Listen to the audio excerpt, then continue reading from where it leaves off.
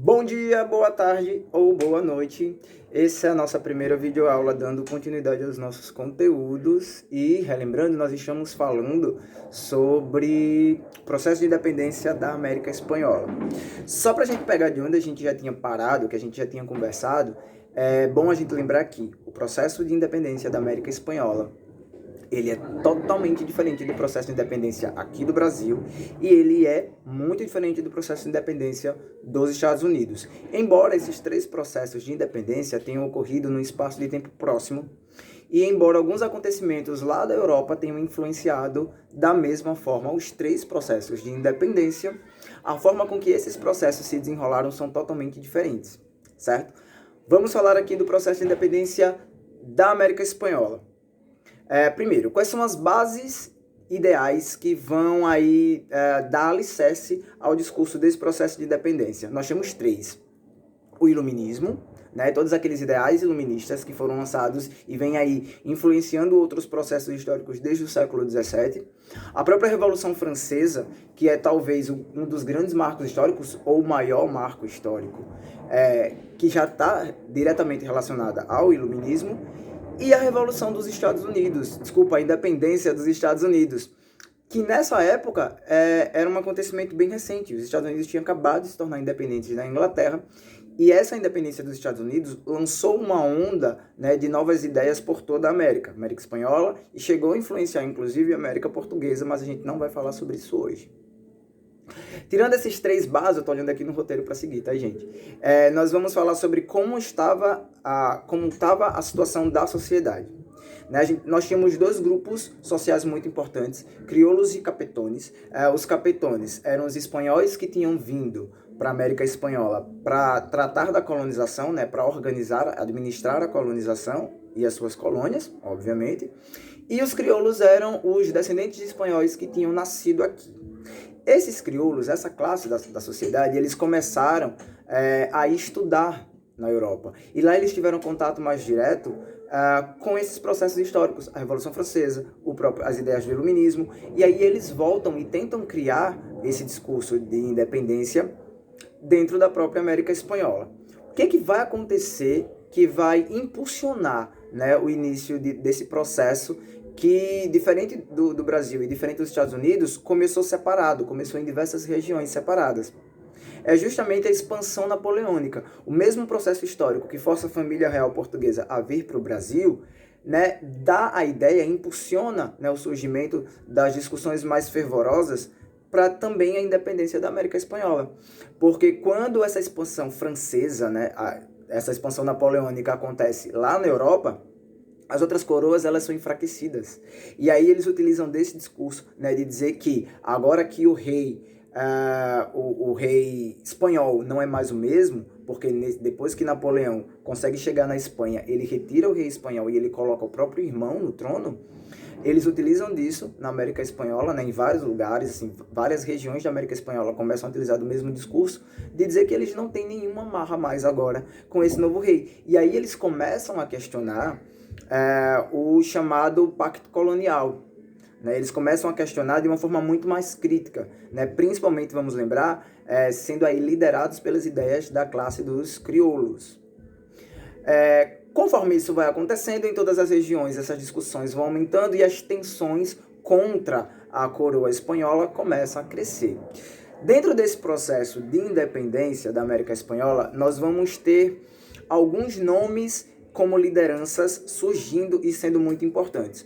O primeiro desses nomes que a gente precisa lembrar é o de Tupac Amaru. Existiram dois líderes, né, que carregaram o nome de Tupac Amaru. O primeiro, Tupac Amaru, que era indígena mesmo, ele foi um líder lá em 1570, 1560. E ele foi, acho que talvez, o primeiro colonizado a trazer essas ideias de insatisfação contra a colônia, organizaram um grupo e tentaram uma independência, tentaram um desligamento da Espanha. Só que isso, já falamos lá no século XVI, 1560, 1570, acabou sendo sufocada, né, a tentativa de revolução promovida por Tupac Amaru, mas aí um descendente seu, né, Tupac, que se autodenominou Tupac Amaru II. Já em 1770, nessa década aí de 1770, ele traz de volta essa tentativa de insurreição, né, contra, isso no Peru, né, essa tentativa de insurreição contra a coroa espanhola. Depois dessa tentativa, e nessa época já se discutia muito sobre as insatisfações dos colonizados contra a colônia espanhola, começam a pipocar aí agora em várias regiões ao mesmo tempo as ideias de tentativa de independência, baseado em tudo isso que eu já falei para vocês, em todos esses ideais, com base em todos esses acontecimentos históricos que já vinham acontecendo.